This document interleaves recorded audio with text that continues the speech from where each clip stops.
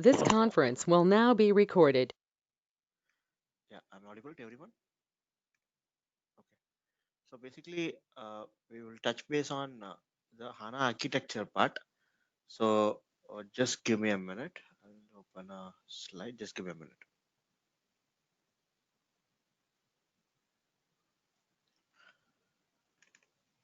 Okay, basically we will be touching base today on the HANA architecture part, trying to show, see what are the CDS views, because we have been discussing on all these views that have been there, right? So what are the different CDS views, how the entire architecture is all structured here. So based on that fact is what we'll be discussing on the HANA architecture part, so that it will give you a complete analytics side of the discussion here. So when we talk about just give me a minute for HANA analytics. Okay. Before we start off, I just wanted to give a glimpse of what this HANA architecture or what is this HANA analytics is all about. So HANA is basically purely used for my analytics based setup, right? So everyone is aware that HANA is purely set up for your analytics, where they are working on all this multidimensional reports, all the sophisticated reports which you are seeing through apps, right? So how do we get all the information? Because everything scales down to the backend setup. So everything scales down to whatever is data is there in the backend. How will it is all getting translated or getting transmitted to the front end, right? So when I talk about analytics, so yes, we discussed about the architecture where we have an Access engine. Yesterday we discussed about the Fiori architecture, where Access engine gets, because we discussed about how the entire structure is all set up for the data to come in. So what are the things that additionally helps in bringing the data, because where the data is all stored in form of your tables. So how the entire setup is all brought in, that's where we'll be discussing on in today's session. Okay, when we see that, when we see the entire setup here. Okay, so basically when you see, you have the tables in the, so just give me a minute. Okay. Sorry. So you have a set of, this is your database on which all the tables are all sitting. Then they have something called as virtual data model. So what is a virtual data model? Because your entire real-time analytics is all driven by your virtual data models, which is based on your core data services views, right? So when you talk about why they have brought in this virtual data model, basically because there's no latency. Because when you have a virtual data model, you don't have latency, and other things, you will not have multiple copies of data. So you do not, that's where this index and aggregates, right, have been eliminated, based on which everything is brought under the core data services view. So basically, because a lot of predefined content view has been developed, so based on which all the predefined content views can be used. So basically all your authorizations, all your hierarchies, which is good, and it helps in full ABAP lifecycle integration. So it helps in, so whenever the data gets access from a virtual data model, that gets translated to your SAP S4 HANA applications, and you have something called as an analytics engine, which is integrated to my virtual data models. This analytics engine interacts with all the analytics apps and all your BI clients. That's where the entire architecture is all structured now as part of it. When you talk about a virtual data model, so basically virtual data model is basically, if you see, it is a structure of all your HANA database views, which is used in, and it follows some set of consistent modeling rules which have been set up as part of the HANA modeling. Because a lot of modeling views are there, because everything, we saw all the views, right? We saw all the calculation views, your attribute views, your analytical views, all these things as part of your core data services views, and that is again a part of your virtual data model. So this virtual data model, so basically provides all the, it provides all the direct access to all the business data through either your SQL or any OData request. So whenever they have, because you have all the OData request that is carrying forward, right? You have a OData request that carries forward all the data which is in the form of views to the front end system, that is your Fiori, right? So that's how your entire business data gets exposed to all the well-defined database views, so which is directly operating on the tables as part of the business suite systems. So they transform the data into any understandable, because the views has to be understandable, so that the views are translated back to my Fiori. So that is where they have your virtual data models. So when I talk about a virtual data model, further touch base on the virtual data models, they have different set of views. Which in VDM views, the classification of views are basically, one is query views, one is reuse views. So basically, the query views are basically where there is a direct consumption to the analytics application. So for example, your BO system can directly consume these views into the BO system, and they can start working it. So they're basically on the top of, because when you see the views, they're top of the hierarchy. So they have different views in the virtual data model. So basically they have a hierarchy in which the views are all maintained. This view refers to other additional views. So basically that's where they are on the top of the hierarchy. These query views are directly on top of the hierarchy. They get consumed directly by the BO system. So then they have reuse views. Reuse views, basically this is again a very critical view as part of the virtual data model.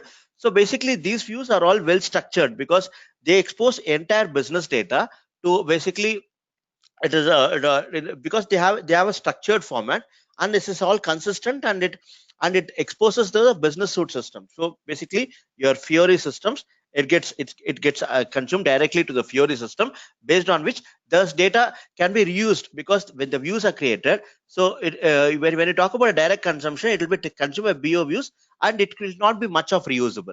Here what will happen is that views whichever has been created in the system, which will be on a consistent reuse model. So when you talk about the reuse way, so the same data view, once it is used by some report, the same view can be used by other report parallelly as well. So the reusability factor is much higher when it comes to the data, how it is all being used in the system. Okay, so let me go back to the presentation. So when you talk about this virtual data models, okay, so they came out with something called as an HANA Live. When initially HANA came in, they came out with something called as an HANA Live. HANA Live basically basically you can get more and more value from the existing, because they wanted to transform the analytics, how it was being worked. So when you want to transform the analytics, how it is all being worked, it has to translate the data from your existing system to the S4 HANA, that is on the Fiori side, because S4 HANA has completely become a Fiori based setup. So they wanted to translate the data, how it is all being moved from the existing system to the S4 HANA system. Okay, so that's where you have your HANA database layer, as I said, and your entire HANA database structure. Just give a minute. Okay, your HANA database layer, and you have all the virtual data models, which is sitting on the physical virtual data models. Again, has all the core data services. I'll come back to the core data services part of it. So when you talk about this, so all the data sits, which is getting consumed, it is all either directly transmitted to the business suite application, or it is directly transmitted directly to the analytical apps, which can pull the information and it can give it. Okay, so when you talk about my suite tables, as I said, there is something called as core data services. This is where your virtual data model, your core data services. So when you talk about a core data services, so the SAP has come out with something called as an embedded analytics.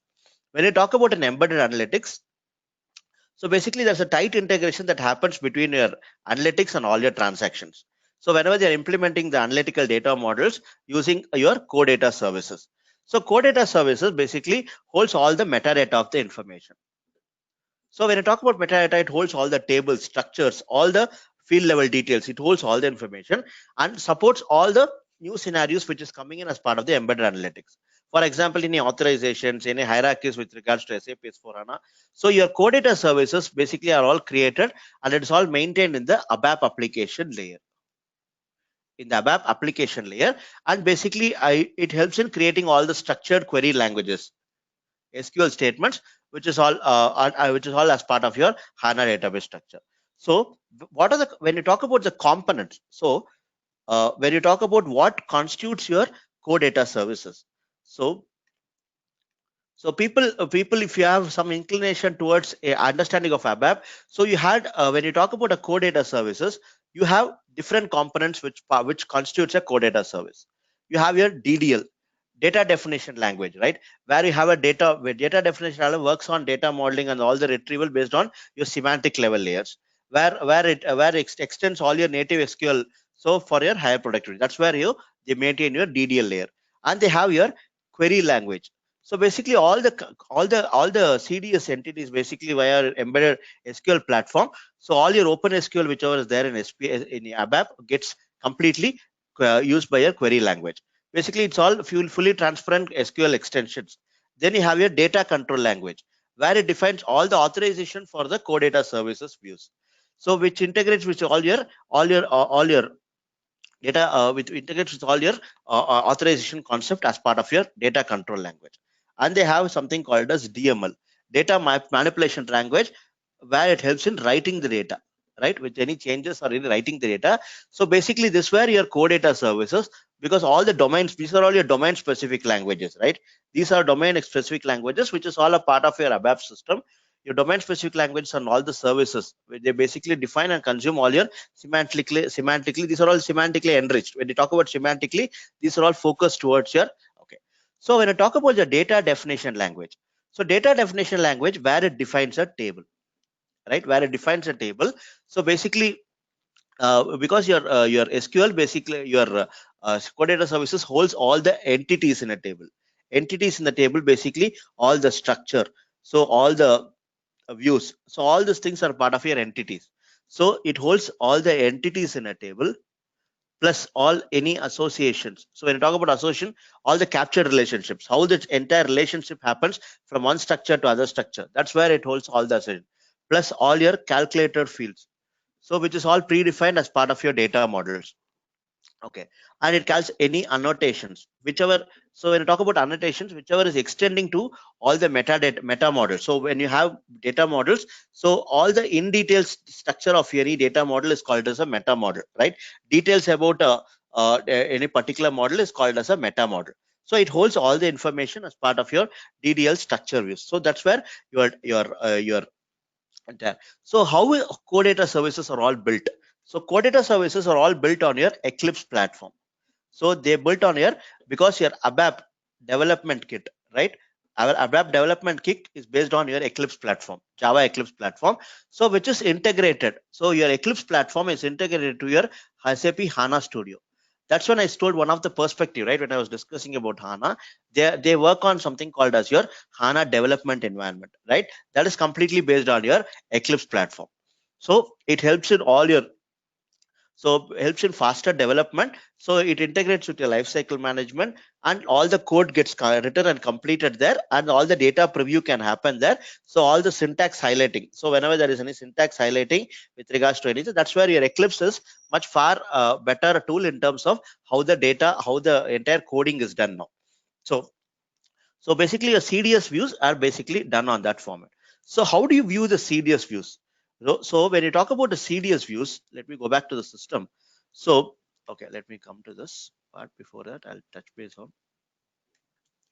At a table level details, if you want to find what are the CDS views that have been aligned to the particular table.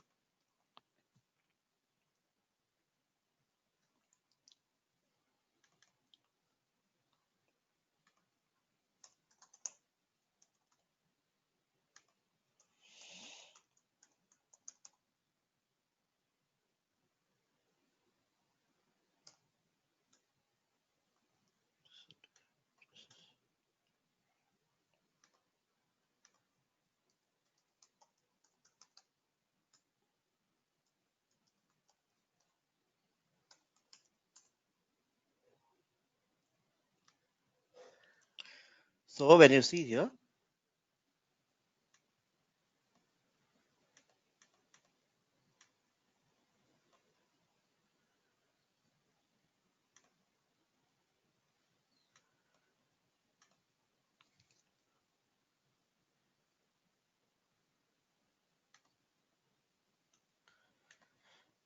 okay, when you talk about SC16N,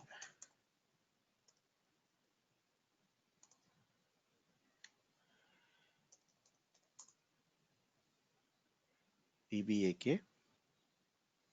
So here, listen, let me go to this table level structure, SC11, EBAK. So here you have something called as your DDL sources. So I remove everything, I remove all the programs and just put it as a DDL source. So when I talk about a DDL sources here,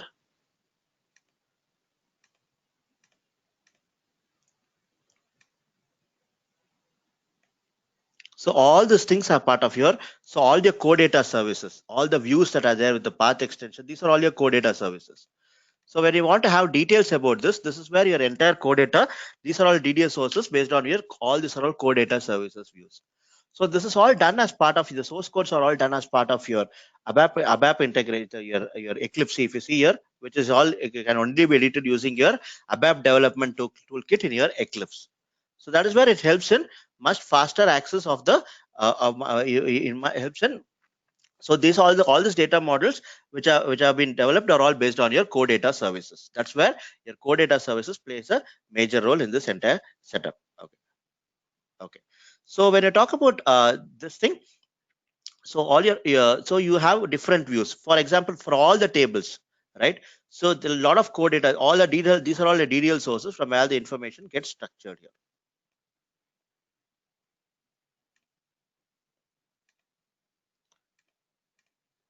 So you go here, that's where you get all the DDL sources. If you want all the structures and data elements, you can get all the structures and data elements as well, whichever is there as part of your, so which gives you information with all the components, attributes. So what are the component type, which is the rule for building. So these are all your, this is a VBAC table. Similarly, you can go to any particular table. EKKO. Again, this is basically on the purchasing side. The CDS views which work on your purchasing side. So all the CDS views, whichever is there, for example, your CDS association, this is a CDS view. So basically, this is how your entire setup is all worked as part of your setup. Okay. So basically, so when you talk about the structure in which your CDS view works, okay. So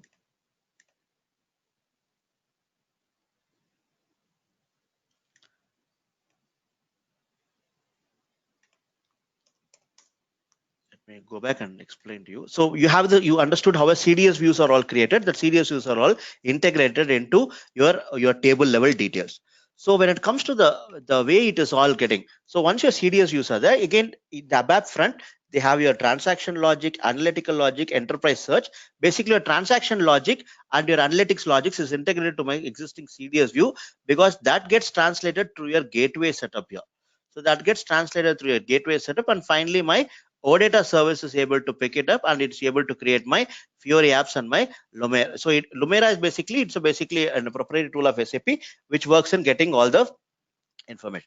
So when you talk about this, that's where your entire Fiori apps pick it up and finally they get translated, because the OData services transmits the data from your gateway server to your SAP S4HANA and to your Fiori layer, and finally your analytics engine directly integrates with your Lumira systems. That's where they integrate. Okay, this is basically the entire embedded analytics architecture.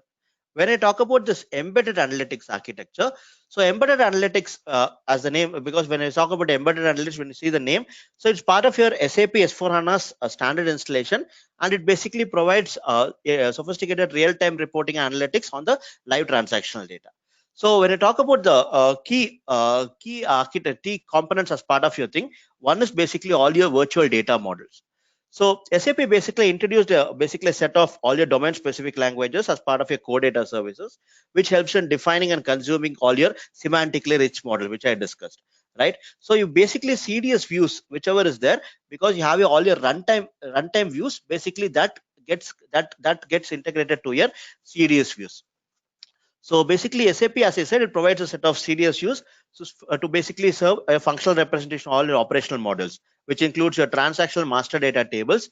So basically your virtual data models lays as a foundation for all your SAP S4HANA system for all your business processes and for your analytics, where you're able to access the data from your physical tables, which is all from your SQL runtime errors. So SQL runtime views.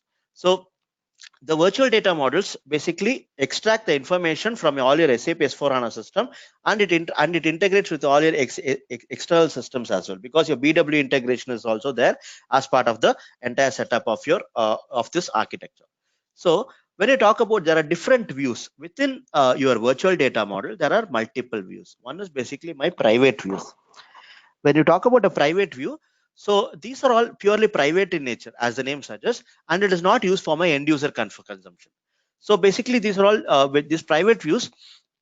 When you see that they normally start with a p underscore. That is how the private views did it. So it is not recommended because it's purely used for any data scientist or anyone who will be using this particular data for their thing. That's why they'll be using your private views. When it comes to the interface views, so basically these interface views are completely on a reuse entity views. So these views, which are basically focus on all your business related information. So these views are completely public. So as the name suggests, here it's not access to everyone. It is completely on a public mode. And so basically, the structure of all these public views which have been created, it should not be affected due to any corrections or any patches or upgrades. That's the reason they have make it as an interface view. So basically, it can be reused as well. So this within interface view, there are a couple of views. So when you talk about the views within interface view, they have a couple of views. One is here basic interface views. Basic interface views, basically whenever there is a single representation, for example a single customer or a sales order, those are all called as a basic interface views. Then further they have something called as a composite interface views. So where you have more of association, more of aggregations, more of complex calculation. So that is where they have a composite interface views. So two types of interface views within the structure. So basic level interface view and composite interface view. Then you have your consumption views. So consumption views, basically, as the name suggests, it is basically used for an end user consumption. So it is basically it's created using one or two interface views. So these are all basically again a public domain specific views, which is used for analytics, search, all your transactional applications. That's where your entire virtual data models are using this, are accessing this particular has a direct access, where you have directly it consumes to the other OData services and your analytics engine. Okay. So these are your all your consumption views. Okay. So when you talk about this HANA database structure, it pulls the data from your HANA database. So then it goes to my SQL runtime views, and all the views are there within the open CDS based virtual data models. You have your multiple views. So all these views, whichever is there, it gets consumed. So and then it goes to my analytics thing. So when you talk about this that interfaces that happens as part of this thing, so you have you have your embedded analytics, then you have your analytics engine. So your analytics engine basically works on consuming the data from your existing consumption views and then transmitting it back to the OData service, or else directly there will be consumption views which can be consumed by the OData services, which is all transmitted through your gateway. Because if you see all this all in the ABAP application layer in the setup. Okay. So once then you directly gets integrated to my Fiori apps in the system. It gets directly integrated to my Fiori apps. So when I talk about this analytics engine, base minimum, the NetWeaver has to be, as I said, on the 7.0. So your so then you have BW components, which is all integrated to my analytics engine. So that's where your SAP embedded BWs, whichever is there. So they have an SAP embedded BW. So basically, which takes care of all the OLAP functions, right? All online analytical processing function. So and services which are all pertaining to your BW functionality. For example, like your planning, and all your SAP S/4HANA. So application process designing, everything is all done as part of your thing. So basically, so all this pivoting, hierarchies, aggregations, formula execution, everything will happen in your analytics engine. So whenever the consumption views get activated and it gets consumed by the analytics engine, so that's where your BI/BO tools. So finally, your analytics engine is integrated to my BI/BO tools as well, which is used to transmit the data in the form of a queries from where the data gets extracted, and further BI/BO tools start working on the data. So when I talk about the interfaces, that happens as part of the data access using your OData service, right? You have the OData service. So they have something called as, if you have heard, BA, they have something called as BICS, Business Intelligent Consumer Services Interfaces. That they use this BICS as an interface based on what are the client tools that are being used. So the front end applications predominantly are on the OData service. So and it communicates through your OData protocol to your SAP Fiori interface layer. So sometimes they're, as I said, they have BIBO tools as well. The interface happens. So they have something called as an INA. That is again one sort of interface which is being used as part of the setup. Then they all the queries, because when you have an SQL queries which is all sitting on part of your CDS views, so whenever the CDS view gets activated in SQL runtime view gets generated, as I said, SQL runtime view gets integrated to my database layer, and that's because from the database they consume the views. So all the SQL view contain all SQL views basically which are created, they contain all the fields from the CDS view projection. So this gets integrated to my CDS views.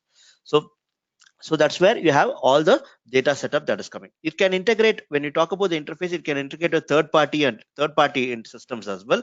So whenever the third party systems wants to connect to HANA as a database, right? Because when sometimes the third party connect, they can be sitting on my HANA database. Still, they'll be able to run this entire setup, which is all part of your HANA structures. That's when your all the CDS views are all, and you have something called, I heard of something called as BEX queries, right? So BEX queries are basically business. So all your when you talk about the business explorer queries, so all these BEX queries which are there as part of your core data services consumption views. So that is again BEX queries basically works in getting your system into the analytics plane. That's where your entire structure. This is how the entire structure of your HANA works. So when I talk about, I mentioned all these things. So when I talk about this SQL table, it finally your SQL view, and finally your CDS view and your analytics engine. So within your CDS view, that is your virtual data model, you have so many consumption views, as I mentioned, right? You have consumption view, interface view, private view. This is in detail of your virtual data models. And finally, so then your analytics engine, then you have scripting editor based on which your SQL scripts are all getting access to the CDS views. And finally, you integrate to my UI. So when you talk about how do, let me show you. So there is something, lot of views are there as part of the system. In the system, how does it get integrated to the setup here? Let me show you. I think that system is.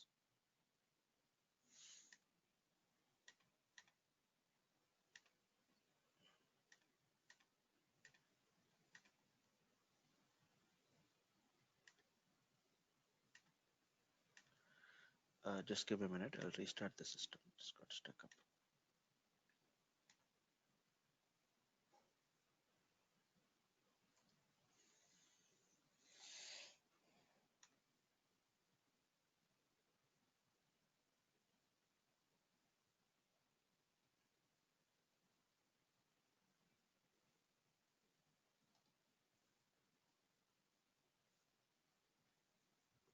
Okay.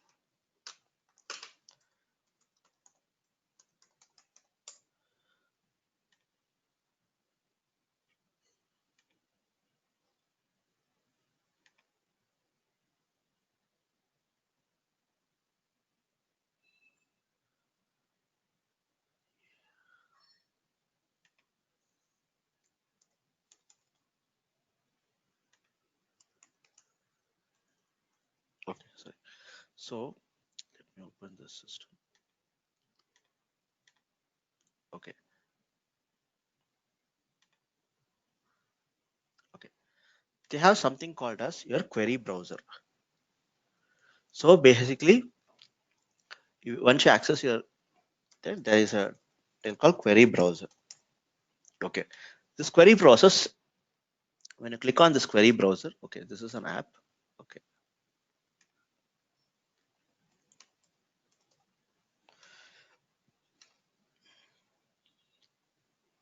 This opens the list of analytical queries. So basically, there are a lot of analytical queries, which is, these are all standard analytics queries that comes in. So many analytic queries gets generated. So once you open any particular query, For example, if you're taking specific to any material stock,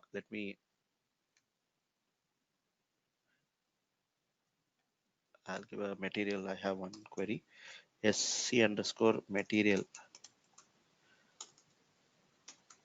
Okay, so we'll get all the queries which are pertaining to a material, because you have actual stock value based on the stock by key type, stock time series, you have them. So once you click on this,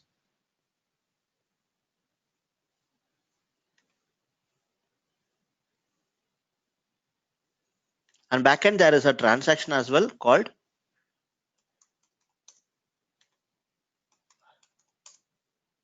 that will basically takes to the query monitor, where you can enter the particular query. So where you have the particular query, it'll give you the list of queries that have been there. So based on which you can enter the particular query and you can think. So that's where they have this sort of a query monitor as well. But this isn't. But now they have got an app for your SAP queries. So you have the list of analytical queries. So you can see what are the. So you can, for example, so now what is happening is you have the list of analytical queries that are there, based on which you have the different list of attributes or the definitions which has each query. So for example, if I want to say under this query, if I want to have any particular app that has to be designed, I want to have specific parameters. I do not want all the parameters in the particular report, right? In that cases, how do you access the data? So you can identify what are the measures that you require, based on which then you can create your own composite set of view. Then you can do a lot of aggregations. So when you talk about this, so I can design, you can open in a design studio. It is opening. Okay. So here, so for example, based on my dimensions on columns, I can put in, so what is my base unit of measure? I can structure whichever information that I require. Okay. It gives more and more details. I can visualize this as well.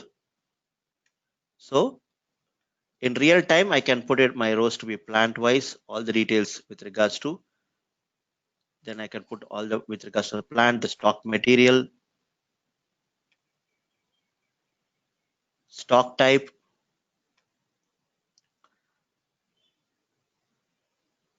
your customer ID.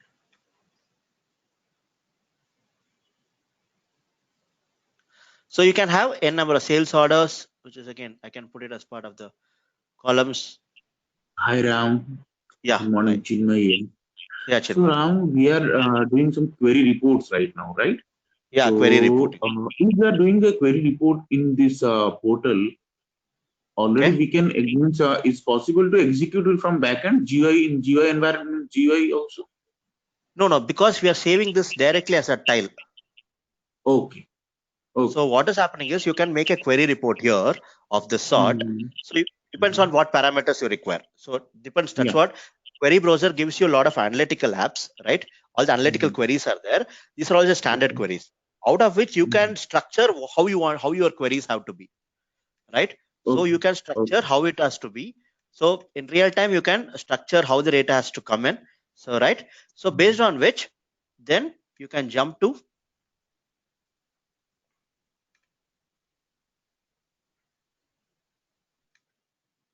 Okay, here you can export this data to an Excel, or you can save it as a tile.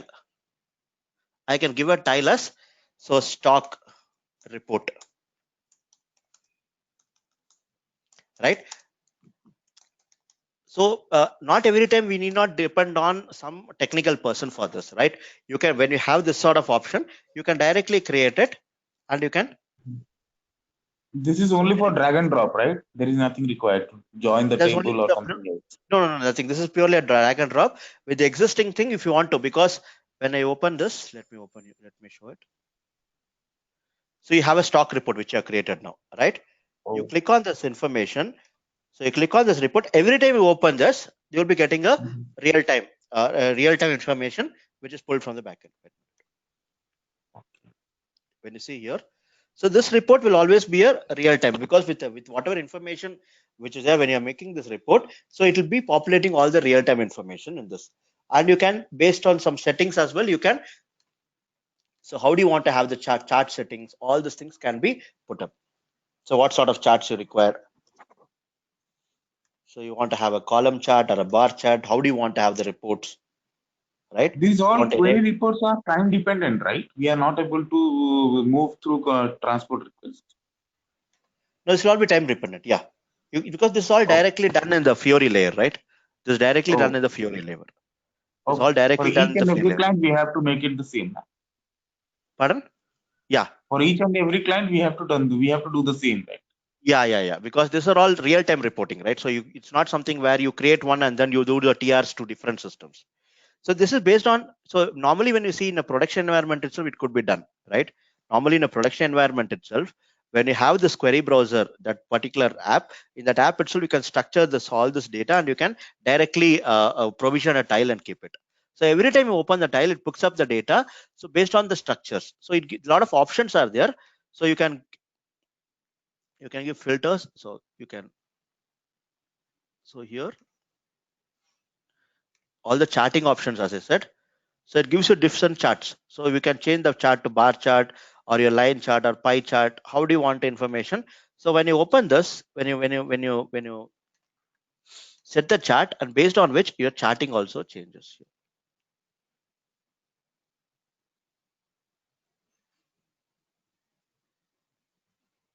So it gives you information.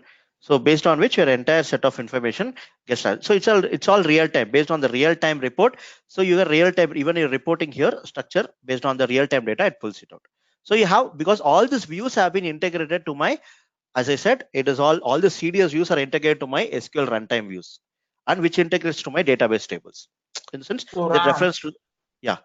So Ram, for this we have to make some roles. This for which particular user can use this report.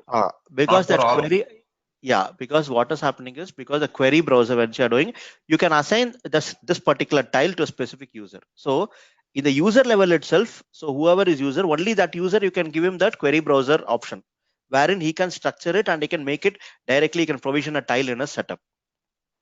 Okay. Right. So suppose you are creating this sort of report here. So when you have created a stock report, I have created one more day sales outstanding. This basically, so not everyone would require all the tiles, right? All the reports, right? Your day sales outstanding will be required by a financial, whoever is handling the invoices, right? So predominantly I can make a report based on whatever, because you can provision report only pertaining to that, because that particular report can be assigned to this particular user. So the user can have a information, right? Like this, he can provision it. Similarly, financial analysis. So if you see here, one more report which I have done is basically a financial analysis report. This purely is will be required for a financial person, right? Who daily works on your analytics on the financial side. So it gives him a real-time information as to what details are required for him to generate on the report front. So this is a provision which has been given as part of your query browser there.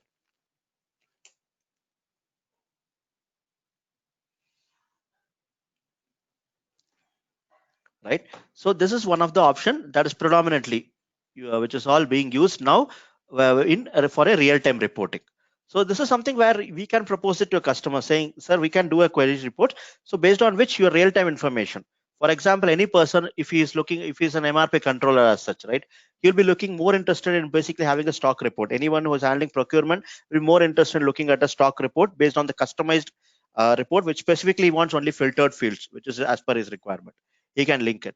So basically they can link it to SAP Lumira also. So when I talk about Lumira, we don't have an access here, I think. So Lumira, we don't have an access here.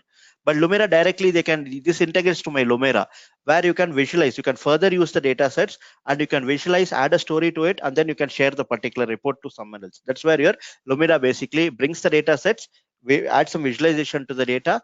If there is a story that can be added, in the sense how the story has to be, they can make a case out of it and they can share that particular report as well. That's where you have an integration to my Lumira as well. These are all your setup. And they have a lot of KPI modelers. KPI modelers, I think all the tiles, there's no access in real time. So KPI modelers will not have an access, but usually the BW guys will have the access to the KPI modelers there. Okay. So you have all the information which is required. They'll be putting it as part of this setup. Yeah. So your virtual data models, that's what I said, all the VDMs are all integrated to my core data services views here. Okay, so when I talk about the users, right? So you have different set of users. One is basically an IT user. So you have a key user and end user. Normally when you see the user setup will be this way. So when I talk about the IT user, they work basically on all your database views. They develop new apps. They develop new planning functionality. So all these things on the technical side they'll be using. When you talk about a key user, basically he'll be maintaining all the queries. His job is to ensure that he basically maintains all the predefined reports, KPIs, dashboards.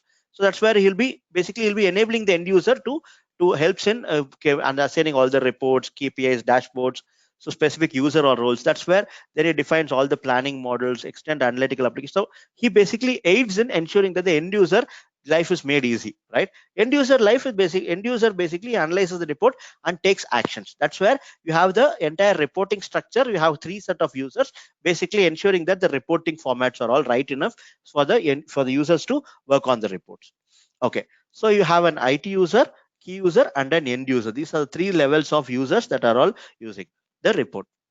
Okay, so again, what are the different tools? So your key users, they have something called as query designer. Query designer, they can further design the queries. So basically when you see the queries there, further they can design the queries based on the requirements. Then you have your query design for an ABAP Eclipse. So basically then your dashboard design. So different tools are there, of which the simplest tool which I told normally a functional consultant would come into picture is basically your query browser. Your query browser, you can make it a provision for your specific information.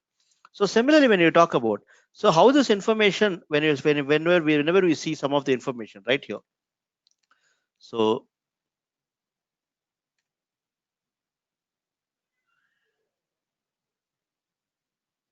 let me show you. I'll open another browser. 1 minute.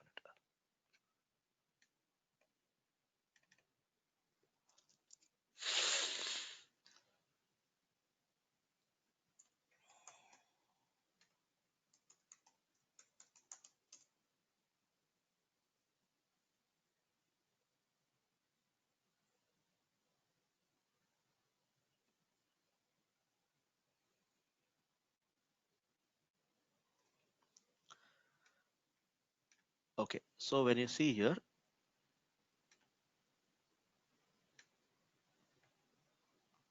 so when I talk about purchasing analytics as one of that.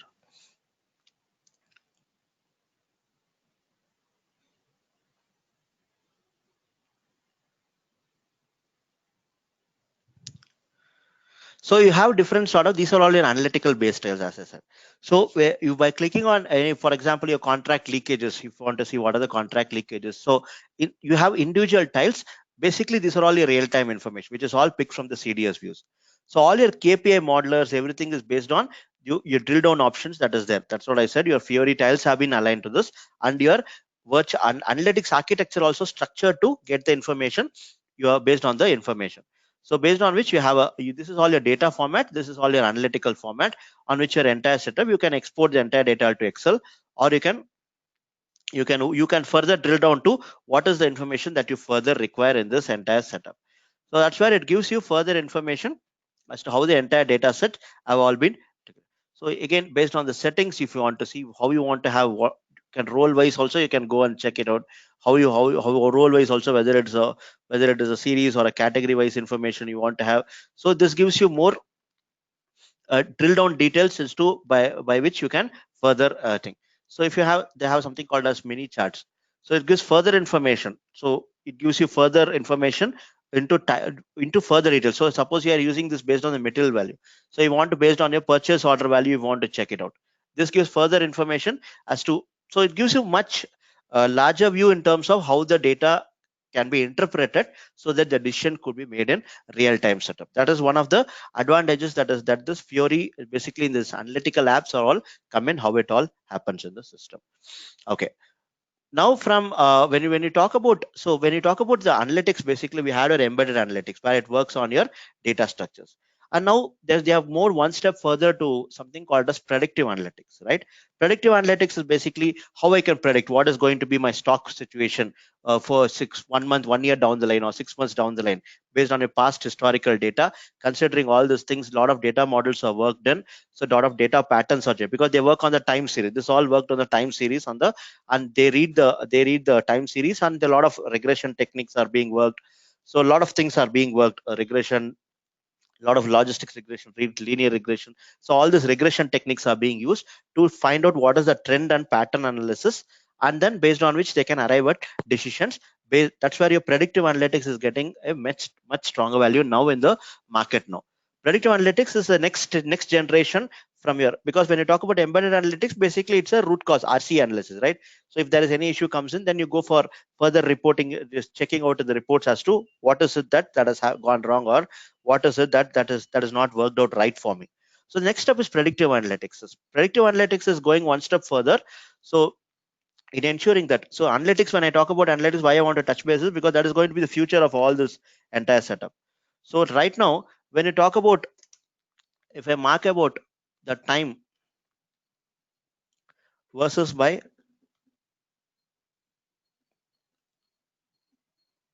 analytics market maturity model. So basically, when you see here, so we are basically where small data models are generated, all these things. So basically, if you see, first you start with the embedded analytics in your SAP S/4HANA. Initially, it was data. Then you have data cleansing, all these things. Then you have data cleansing. Then they have data modeling, all these things that was there. Then finally, you have your embedded analytics, on which basically it's an RCA based setup, root cause analytics. So then you have something called as your predictive analytics. What could happen? So basically it's RCS, what happened, right? What happened setup. So basically check it. So what could happen is something that will be the predictive analytics. For example, predictions in terms of your sales forecasts, right? You can check your sales forecast. Then you can check your all the quotation to how much of quotations are going to be converted to sales orders, right? So based on your past history of conversion, they derive at saying this is how the percentage on which the quotation conversion would happen. This is how the percentage on which the sales predictions could happen. This is the conversion on which your material requirements material requirements planning could happen. So you have individual setup. That is the next step that is there towards your analytics maturity level. Then you have something called as your predictive analytics. Then you have your optimizing. When I talk about this optimization phase, where what could happen could translate to what is the best thing that could happen. So here you are doing it, what could happen is what you're predicting it, right? So basically there again a risk. That could be bad, it could be right, it could be good or wrong, right? Again, optimization will always try to give you the what is the best thing that could happen. So it will give you the optimized way, it will translate, it will use the data and giving you a result as to what is the best thing that could happen. That's where if you see the analytics is transitioning from just being a simple data model analytics to more of a prediction based analytics, and it is next moving towards the optimization phase. SAP is currently in this phase, into the predictive analytics. So 1809, to a certain extent, they brought some part of predictive analytics. 1909, 2000s, you'll find more of a predictive analytics is what we could see from a lot of information that is feelers that are coming out from SAP information which is coming out. So based on which, then you go for an optimization phase. That is a long-term plan which SAP is giving, because industry is now in the predictive analytics stage. So next is basically optimization stage where the industry transits. So SAP also will use this. The roadmap is also designed to use the optimization techniques in the analytics space. So that is where your entire analytics is getting translated. So when you have the entire analytics getting translated, analytics architecture is also getting sophisticated now in terms of how it is all being used, how it is all being added into the ecosystem of SAP. So that's where your entire SAP is now moving towards the analytics side. So when you have all this information, so that's what I said. It basically now they can analyze and predict. So they basically this is where your entire point of decision changes. So where you can see what are the prediction, analyze, and then predict is all the next stage that is all moving in terms of the SAPs. Basically for sales order related or material order related, all these things they're getting into the analytics based information. Okay, so you have your, because it's everything is based on your Fiori Launchpad. Now everything is getting integrated to my Fiori Launchpad in terms of the tiles, right? So they have different working models which SAP has designed: performance driven model, your situation driven model, or your task driven model. So when you talk about a performance driven model, they have a lot of smart business applications. They have something called as an APF, analytics path framework, in the backend, which basically it's a technical setup that has been done. That's where it helps in all the analytics to propel from directly from your database structures to your ABAP structures. So then you have these are things based on which your entire analytics path framework, as I said. So basically it helps you in drilling down information. So whatever you see right in terms of the graph, that is all based on your analytics path framework. So your analytics path framework works in getting the information, digging deep into step-by-step data. So adapt your setting up if there is any filters, right? A lot of filters, upfront filters are set up. You can filter based on the information. So it gives you more of a configuration model for custom and specific analytics. So even custom apps are all driven by your analytics path framework. And they have your SAP HANA Live, and it is all integrated to my SAP Smart Business application. That's where all this information is all getting translated now. So this is where your entire information I wanted to show basically. So yeah, so your entire analytics is focused towards getting the information into the setup here. Okay, so as I said, how do we check it out is basically all the DDL views, that is all done. So based on which, because your CDS views is all built on your code lines, right? So CDS views are all built on your code line. So all the code lines are all developed in your Eclipse premises. So whenever your analytics team, right, or your BI team works on thing, they'll be asking you what is the CDS views. So when you give them the respective table, because you'll have to be, as a functional, we give them the table saying these are the tables on which your CDS views have been integrated to. So then they get into they get to the DDL structures. They find out what the table is. So the CDS views is, and then and whatever information has to be extracted, or if there has to be some modification of some specific CDS views for custom reports, all modification is done from the existing CDS views based on the requirement, as per the requirement and the reporting structures. Okay, so I'm done for today with regards to this analytics. Yeah, from Monday onwards we'll be starting off. Tomorrow I'm not available. From Monday onwards we'll be starting off with the functional side. I'll be touching base first on the business partner. So business partner covers both your customer master, and your vendor master. Predominantly your SD and procurement on the business partner side will be that, because business partner is something where a lot of configurations are involved. So it takes at least 1 or 2 sessions, at least 2 or 3 sessions only to touch base on the business partner side of it.